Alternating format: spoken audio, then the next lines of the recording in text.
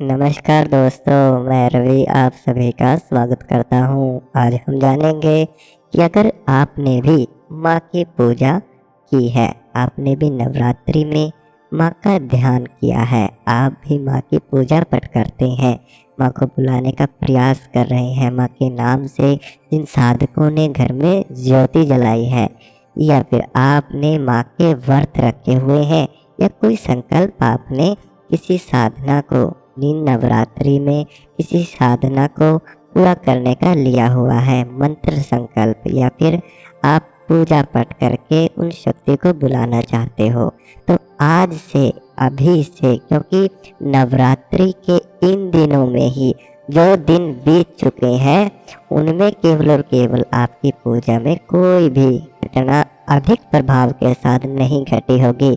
लेकिन आज से ही फिर जब नवरात्रि के आखिरी दिन रह जाते हैं तो ऐसे में आप लोगों को सतर्क हो जाना चाहिए, सावधान होना चाहिए, क्योंकि यह वही समय होता है जिसमें आपको सिद्धि प्राप्त होती है, जिसमें आपको शक्तियाँ प्राप्त होती हैं।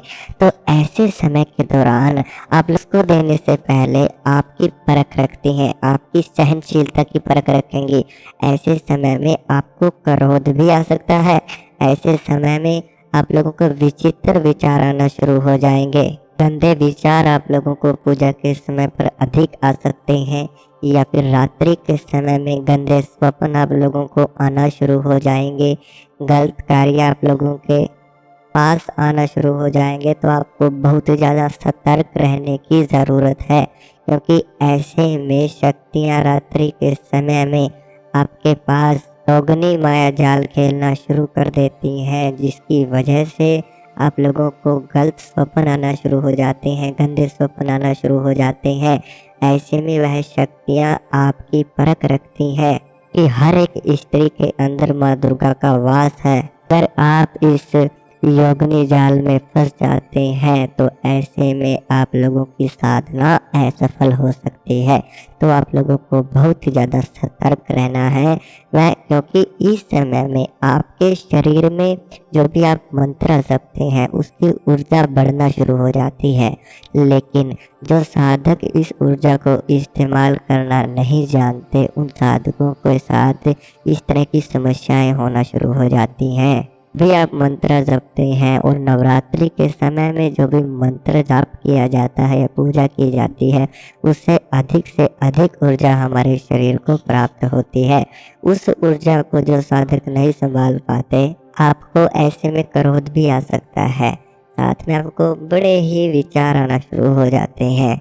और साथ में कई साधकों के साथ ऐसा भी होता है जो इस नवरात्रि मार्ग में अन्य शक्तियों की पूजा करते हैं या तामसिक भोग के साथ शक्तियों की पूजा कर रहे हैं, तो ऐसे साधकों को क्रोध भी आ सकता है। जो भी साधकों के साथ ऐसा होता है तो उन्हें उस ऊर्जा का इस्तेमाल अपने चक्र जागृत करने में करना चाहिए। ऐसे में जो सबसे प्रथम आपका मूलाधार चक्र है वहाँ पर शक्ति सबसे ज़्यादा जागृत होती है और सबसे प्रथम शक्ति वहीं पर जागृत होती है। साथ में आपके मस्तिष्क पे भी खिंचाव होता है, ठीक है।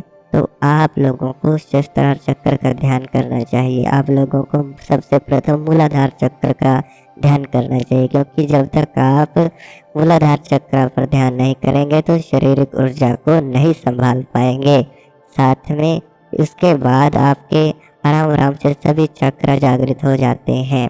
आखिर में आपको दृष्टि, जो आपकी दृष्टि को साफ करती है, वो ही ऊर्जा इस समय में आपको प्राप्त होती है। तो आपको बड़ा ही सतर्क रहने की आवश्यकता है। ज़्यादा से ज़्यादा ठंडे पानी का सेवन करें, कोई भी गर्म चीज़ इन व्रत में पूजा में न सेवन करें, क्योंकि बड़े साधकों के साथ ऐसा होता है जो शुरुआती दौर में तो पूजा शुरू कर देते हैं, लेकिन इस समय में बीच में ही नवरात्रि के उन साधकों को सफलता मिलती है।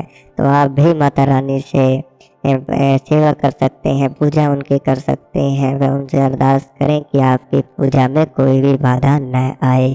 इसी प्रकार से बात आती है दूसरी घटना की। दूसरी घटना आपके साथ यह हो सकती है कि आपके शरीर में पीड़ा होना शुरू हो जाएगी। आपको महसूस हो सकता है कि जैसे आपके शरीर में पीड़ा बन रही है, आपके शरीर में दर्द हो रहा है। इसी प्रकार आपकी पीठ में दर्द गहरा हो सकता है, आपके सर में दर्द हो सकता है, आपके आज्ञा चक्र पर बड़ा ही दिलों खिंचाव आपको महसूस हो सकता है। तो आप लोगों को इस पर भी ध्यान देना चाहिए, अपने आज्ञा चक्र पर। कि बड़े साधक क्या करते हैं, काफ़ी साधक इस तरह से अभ्यास करते हैं कि वह सीधा ही आज्ञा चक्र पर ध्यान करते हैं और ध्यान करते करते उनके मस्तिष्क में बहुत ही गहरा प्रभाव आता है और उनके मस्तिष्क पर वह ऊर्जा नहीं पहुंच पाने के कारण, क्योंकि ऊर्जा मूलाधार चक्र से उठती है। आपके अधिष्ठान चक्र, मणिपुर चक्र, हृदय चक्र, कट चक्र, इन प्रकार से होती हुई आज्ञा चक्र, सहस्त्रार चक्र, 7वें चक्र तक जाती है। आप लोग सीधा ही आज्ञा चक्र पर ध्यान करते हैं, इसकी वजह से भी आपके मस्तिष्क में दर्द हो सकता है, आपकी रीढ़ की हड्डी में दर्द होना शुरू हो सकता है, जिसकी वजह से आपको ऐसा भी महसूस होता है कि आपके कानों में पीड़ा होनी चालू हो चुकी है। हल्की पीड़ा आपके कानों में होना शुरू हो जाती है, आराम आराम से वह बढ़ सकती है। आपके कानों में कुछ फड़कने की आवाज़ आपको आ सकती है। तो आपको ध्यान देना है कि कहीं ना कहीं आप लोग सही मार्ग पर हैं, आप लोगों को आगे बढ़ना चाहिए। जो आपने संकल्प लिया हुआ है उसे पूर्ण ज़रूर करें, तभी आपको सफलता पूर्ण मिलती है। काफ़ी साधकों के साथ शक्तियाँ परीक्षा लेती हैं, भयानक अनुभव उन साधकों के साथ हो सकते हैं, जैसे कई प्रकार की आवाज़ें सुनाई देना, भयानक आवाज़ें सुनाई देना, या फिर शक्तियों के संकेत साधकों को प्राप्त हो सकते हैं। इसी प्रकार जो तीसरी घटना है, आपको अपने स्वप्नों पर ध्यान जरूर देना है। जो भी स्वप्न आपको आते हैं, क्योंकि शक्तियाँ इन्हीं दिनों में आपको संकेत जरूर देंगी, आपकी सफलता के संकेत भी मिलते हैं। अगर आप सफल हो रहे हैं तो आपको माता रानी आशीर्वाद देती हुई सपने में नज़र ज़रूर आती हैं।